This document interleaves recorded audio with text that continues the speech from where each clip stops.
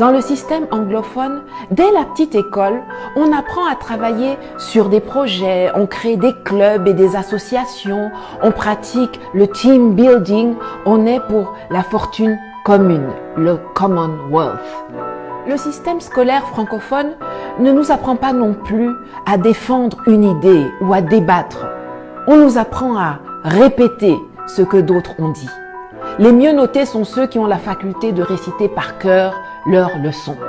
L'interprétation, l'adaptation, l'élargissement des connaissances ne sont pas les bienvenus. Le système anglophone ou anglo-saxon met, lui, l'accent sur le développement personnel. La créativité ainsi que le processus sont autant, sinon plus valorisés que le résultat final. Dans le système francophone, c'est quand tu répètes fidèlement ce que le prof a dit que tu es en haut. Dans le système anglophone, quand tu fais ça, on te donne à peine la moyenne. C'est quand tu fais tes propres propositions, quand tu apportes tes idées, quand tu enrichis le sujet avec le fruit de tes recherches que tu as faites sur Internet ou dans des livres. C'est là qu'on te donne des notes excellentes. Le système francophone nous enseigne que pour avancer, on a besoin de tuteurs, quelqu'un qui va vous prendre par la main, dont vous êtes dépendant. Ailleurs, on privilégie les mentors, avec qui s'établit une relation de confiance, sans hiérarchie ni contrepartie financière, afin que les deux échangent librement sur leurs idées et leurs visions.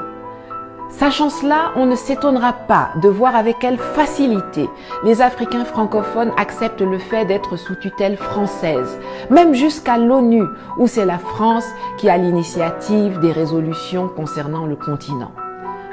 On ne s'étonnera point de voir la France décider que c'est elle qui est la garante d'un processus de transition tordu dans un pays africain.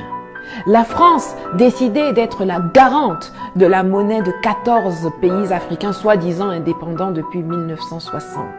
La France décidait ce qui est dans nos livres d'école. Le système scolaire francophone ne nous apprend bien évidemment pas à être des leaders. Jamais on ne nous entraîne à présenter un projet, à prendre la parole en public, à maîtriser l'art oratoire. Et si dans ta famille, on ne t'a pas appris à te responsabiliser, ce n'est pas à l'école que tu seras formé à cela. Jusqu'au plus haut niveau de l'administration centrale, les effets de ce travers se font ressentir. Pour que quelqu'un puisse faire son travail, il attend des instructions. C'est comme ça que nos chefs d'État restent figés en attendant les ordres ou l'accord de Paris avant d'agir ou de décréter. C'est dans ça, vous voyez, sur instruction du président de la République ou du Premier ministre, le ou la ministre XYZ a fait ceci. Pourtant, il ou elle a une fiche de poste, une feuille de route, des objectifs et un budget. Mais non, il faut attendre des instructions. Tu es déjà dans une société, dans un secteur donné, mais tous les jours, c'est toi qui attends les instructions. Tous ont peur de gérer, peur de prendre leurs responsabilités, peur de rendre compte. Le système francophone produit des suiveurs, des petits soldats, des gens dociles, des obéissants, des ventriloques. Il y a une façon de nous former qui fait que quand on sort de l'école, on ne devient non pas un homme au sens grand, plein et noble du terme, mais plutôt un assisté sur le plan intellectuel, social, financier, économique et politique. Le mal est profond.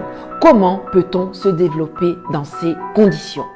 Alors oui, il y a la nécessité de se réapproprier notre histoire. Oui, il faut qu'on apprenne qu'avant Thémis, il y avait Maat, la divinité égyptienne de la justice et de la vérité. Avant La Fontaine, il y avait Ésope. Et que De Gaulle, Leclerc ou Napoléon ne sont les héros de personne en Afrique, contrairement à Thomas Sankara, Jerry Rawlings, Patrice Emery Lumumba, Ruben Umniobe, Aline Sitoé Diatta, Anna Zinga, Winnie Mandela, Dedan Kimati, etc. Je vous recommande d'ailleurs la lecture du magnifique ouvrage de Karine Silla, Aline et les hommes de guerre, qui vous fera découvrir ou redécouvrir cette incroyable figure de la résistance sénégalaise, héroïne martyre de la lutte anticoloniale et méconnue dans le reste du continent, qu'est Aline Sitoé Diatta, et je vous mets le lien en commentaire. Alors oui, Il faut que nous redéfinissions ce que nous appelons école en Afrique, pour que plus jamais des apatam et des paillotes qui s'enflamment pour un oui ou pour un non transforment nos enfants en torches, les faisant mourir